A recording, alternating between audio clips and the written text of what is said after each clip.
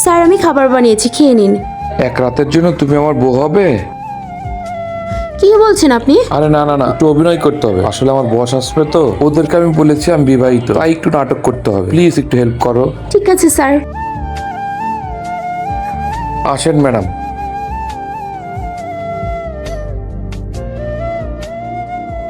নমস্কার। নমস্কার। আরে বাবা, তোমার ওয়াইফ তো দেখতে অনেক সুন্দর।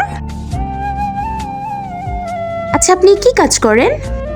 জি আমি খাবার বানাই। আসলে আমার কথার এটা মানে ছিল আমি আমার হাজবেন্ডের জন্য খাবার বানাই। আসলে কথায় আছে না, ছেলেদের মনের রাস্তা তাদের পেট দিয়ে যায়। আচ্ছা এখন আমরা আসি। ঠিক আছে ম্যাডাম। এত সুন্দর অভিনয় করেছো, মনে হলো সত্যি তুমি আমার বউ হও।